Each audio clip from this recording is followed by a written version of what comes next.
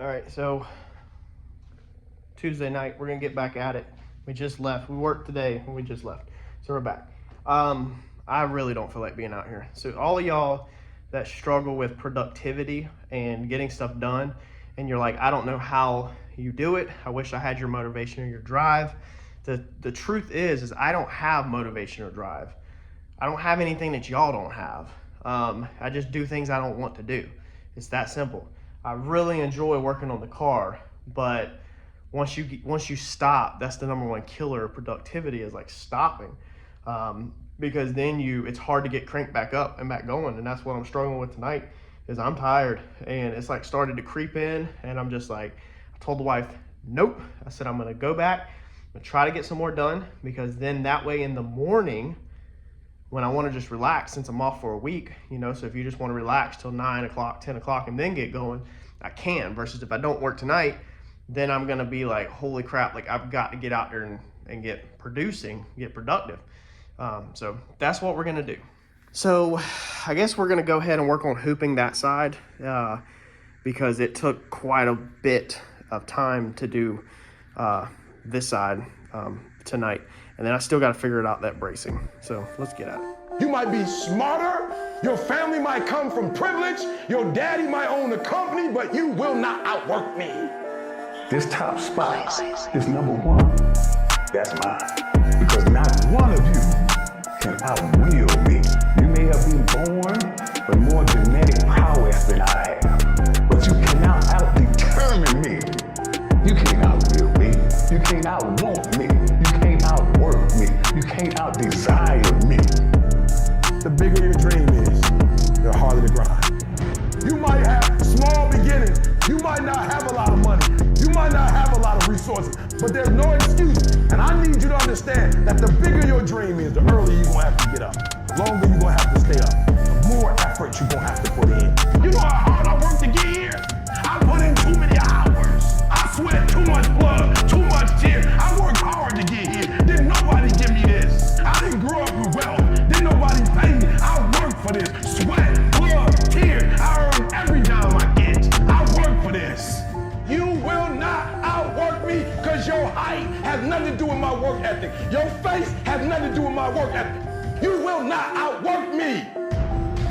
You gotta kill what's gonna separate you from everybody else. I do things that separate myself from everybody else. The passion that I have, the grind that I have when I do what I do. I got a different motor. I got a different grind. I'm always gonna give it my 110%. That's the only thing I can ever say a solid day's work.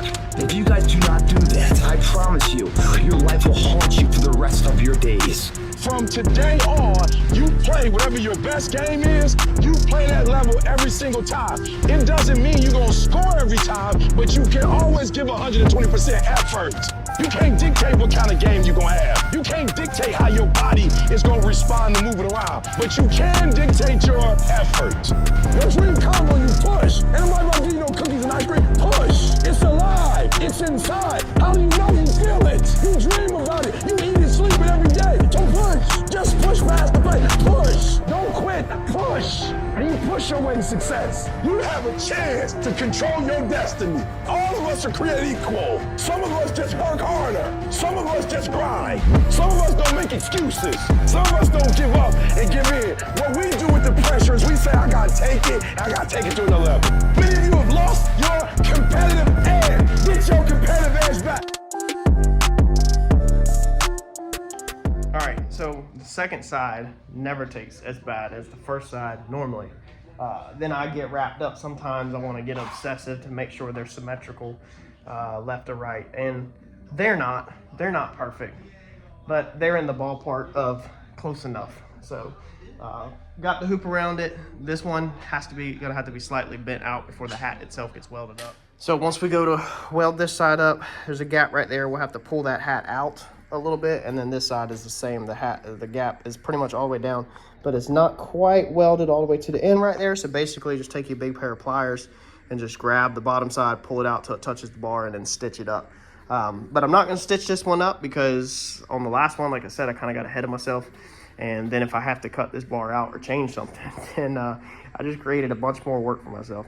So what I need to do now is kind of figure out how I want to brace this. Probably just sit back, put a little bit of thought into this, because obviously I want it symmetrical left to right. And once we get that brace done, where this shock hat, both of these shock hats are braced, then we'll be good to go. Honestly, I could just about go straight down to the top of the frame rail, and that would probably brace it good. Nope, you can't go straight down. I just realized when you put the header on, you can't go straight down. So probably need to actually take the engine plate off of that side. Go ahead and mark it, take it off, and go ahead and bolt the headers up on that, because that's going to determine a lot of how this thing gets braced back so that it doesn't do this number right here. We could go Fast and Furious style and just put a strut tower brace across the top. We're not going to do that. All right, let's figure out what we got going on. All right, so lots of thinking, and I think I know the answer, but I did just text Uncle Mike and said, hey, you need to stop by the house in the morning.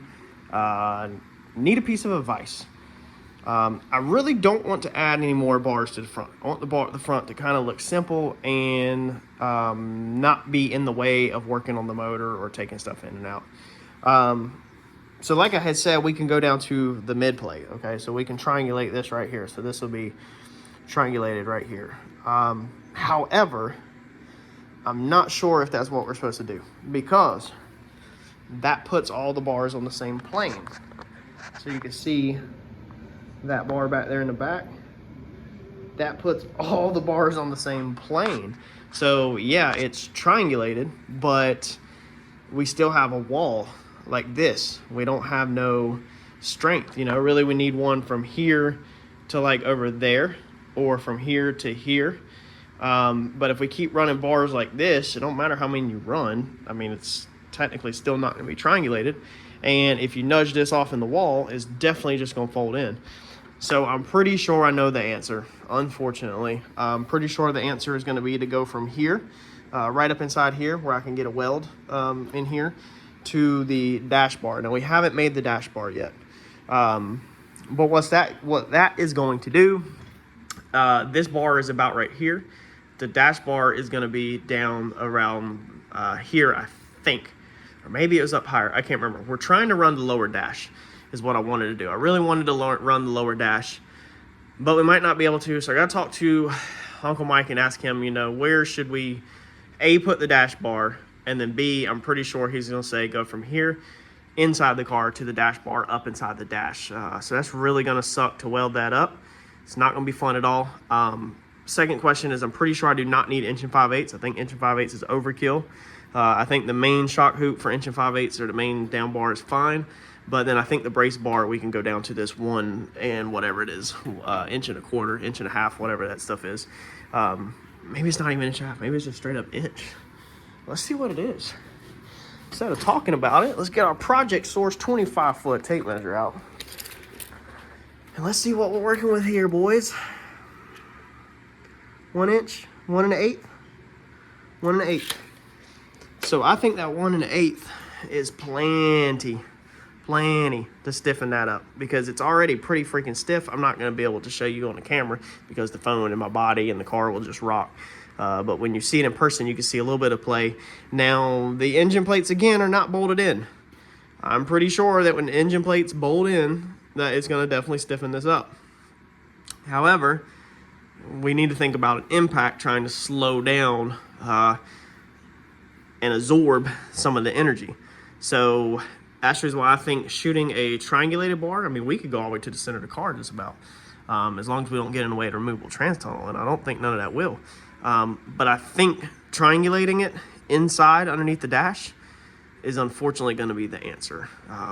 Definitely want to make sure my weld is on the outside of the car on this one, or halfway on the outside of the car, and then the other one's just going to flat out suck. There ain't going to be no answer to it. So that's that. We're going to have to wait and get an answer on that. I'm pretty sure we'll be able to weld all this up. And then the only other thing I need his opinion on is, do we need to triangulate this? Like, I definitely don't think this would hurt to triangulate at all. You know, I don't think that's going to hurt, but I also don't know if we absolutely need it. If we are going to triangulate that, I'm not 100% sure I want to do a bar. I'm almost kind of thinking about doing a gusset, a custom gusset, maybe something with some holes through it or whatever, or maybe look it up on eBay, something really trick. but I'm not really sure, honestly. Could actually put spider webs there. That'd be pretty cool. I've done spider web design before. You know, we could triangulate that through there and then loop our spider webs inside there.